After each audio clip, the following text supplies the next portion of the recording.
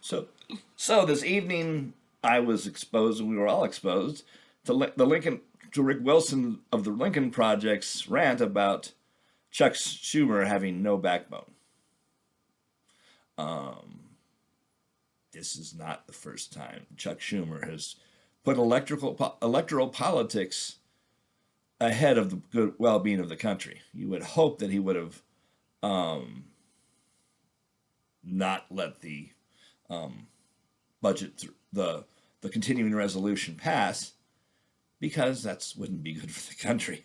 No, it's now the House is close. Maybe if the House changes and before October, well, yeah. If it changes quickly, that's not before October. By October, it's time it's over. If it changes within weeks or months, then we can undo the changes and, repair the damage. Free DC yet again, and hope that the Senate, the people who shift in the Senate or the House, also say, okay, we'll shift over in the Senate. If you link this to Ukraine, people are hearing about the Russia thing. So it's not, as I've said last week, enough senators may shift or decide just to vote to remove Trump, which they should have done before. If you get, people changing their minds, there's 52 one way, you'd have to get 35 members of the Senate to vote to impeach, and three or four senators to reverse course on the continuing resolution. These are possible things. You'd have to actually remove Trump first, and maybe also remove or convince, threaten the vice president with impeachment and removal if he doesn't go along with, redoing the continuing resolution. If you have to remove him, then Hakeem becomes the speaker, and then we have a different majority leader. But again, this is standard practice for Chuck, and it doesn't usually end well. He could have removed Trump the first time by making the Russia connection. I mean, for God's sakes, look who Team Crazy was. Team Crazy had Maria Butina's boyfriend, Flynn, who had the hot, what would have been the Soviet medal, which is, it might as well have been the Soviet medal, because Putin's a Soviet. So the Order of Lenin, Flynn got the Order of Lenin, crypto, that was, and Jill Stein got it one too.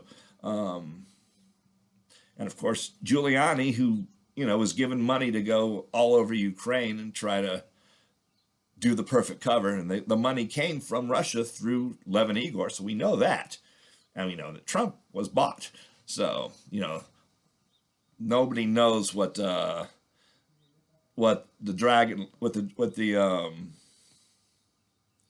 woman who turned state's evidence, may her name be forever forgotten, the Kraken lady. We don't know whether she was a Russophile, but we know the others at that meeting were until the prosecutors came. So that Team Russia angle, that is true. We know that's true. We know from all of the repealed policies and sanctions that favor Russia, there's enough evidence to say that Donald Trump is a Russian mole. So, it's a question of democracy, and we have to find the bribe, and we can find Lev and Igor can tell us about the bribe. But if we can trace the finances, we know about the bribe. In fact, if we use the signal intelligence of the bribe, but again, they could have done that in both impeachments. Chuck Schumer might have had the information. He either has a failure of imagination, or he knew and he didn't use it because he wanted electoral advantage. It's like when Obama was president and he didn't immediately use political capital to keep the immigration promise, make sure that that the tax cut repeal went through, which, if the repeal of the Bush tax cuts had gone through, or partially, if it had gone through,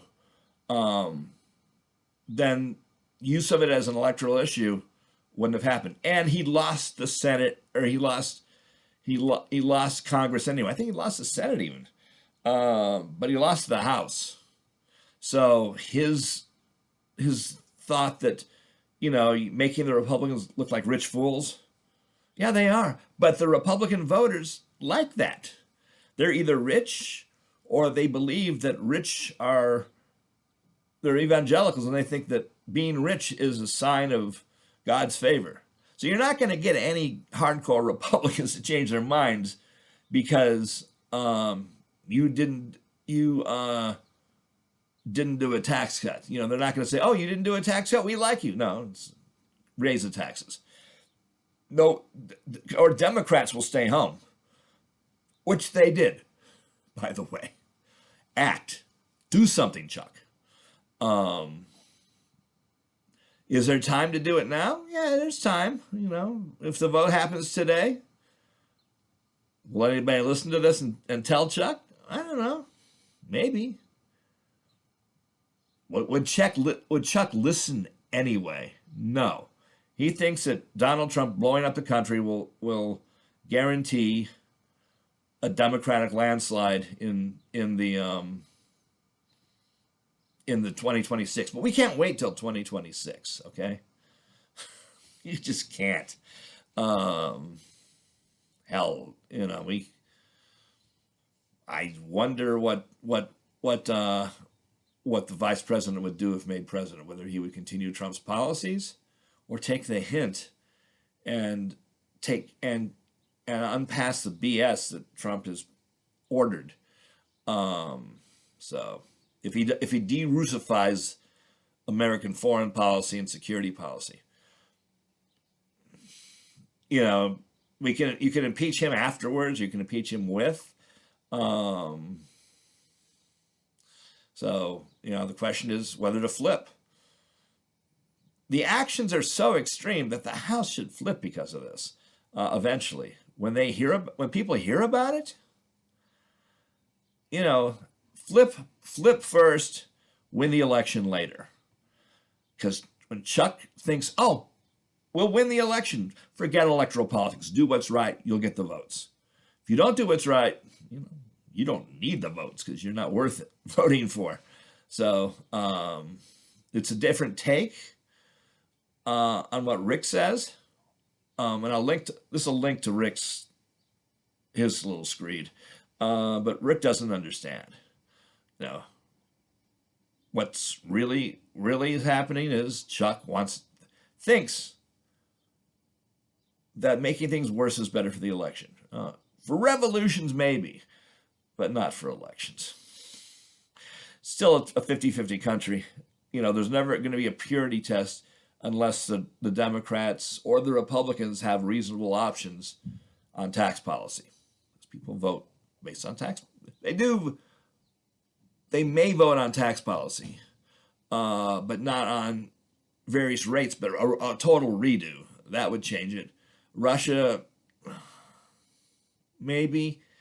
Again, the problem with Russia is that it's in the American tradition to respect what the president does in foreign policy. You may vote him out because of it, probably not. The governing, the criminal structure, it always has been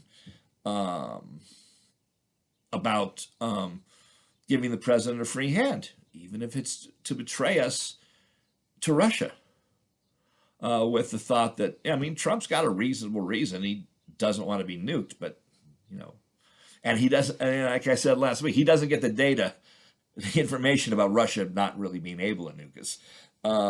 So, you know, World War III ain't going to happen. So, unless we attack Russia, and that wouldn't be World War III, that would be about the same thing as invading Panama, with the God's honest truth. In fact, it'd be easier than invading Panama, because the nukes don't work, and the rest of the country doesn't like him, doesn't like Putin. So, you know, you don't even have to take St. Petersburg. Just, you know, take Moscow, a city that's not as big as they say it is. It's like about the size of Cedar Rapids, Iowa, or it was. You know, maybe it's not even Chicago size. It's certainly not LA size, or New York size. You know, it's maybe Austin, maybe Dallas, probably Austin. We could take Austin and, you know, Panama City, you know, send in the magic rats you know, and drop them off with C5s, and the magic rats will get Putin. The magic rats, by the way, are the 505 in the in 3rd Brigade and in the not the Green Berets, but the 82nd Airborne. Yeah, one tank squadron of the 82nd can get Putin. You'd have to get more people to, like, you know, surround and invade. But, you know, the Russians are into surrendering. They surrender to Putin every day. They will surrender to American forces as they arrive. That's what they do. They follow the powerful ones. If American military is the powerful structure, then the Russian people, middle class and peasants, will go along. That's how they are. You know, if you know Russia, you know that. So, you know, there will be no uprising to support Putin. There will be thanks. There's 185 people or 135 people, as it's estimated. That's how many people are in Putin's camp, controlling the whole country because his people are sheeple. So, yeah, invade, for God's sakes. Or at least assume that Russia's not, you know, assume that we can challenge Russia, and to do so, you know, we can get rid of Trump to do so. Or tell Trump, no, it's not, you know, explain to him why, regardless of the classified, that we're not going to be nuked, and Russian people will surrender. So, and the apparatchiks will go with. So, yeah, the oil and gas isn't worth it. The infrastructure is poor. Nobody wants Russia. Nobody wants Russian citizens because they're bad. They're bad citizens. It's too long a project to get them to accept democracy. So, and to reject tyranny. So, you know, they're better off left in the stew they're simmering in. And we're better off telling Chuck, do something now. Or we'll make sure there's a different leader, and maybe even Chuck's out of the Senate, because he's putting politics ahead of governing, and he's done that one too many times. So, yeah, fire Chuck.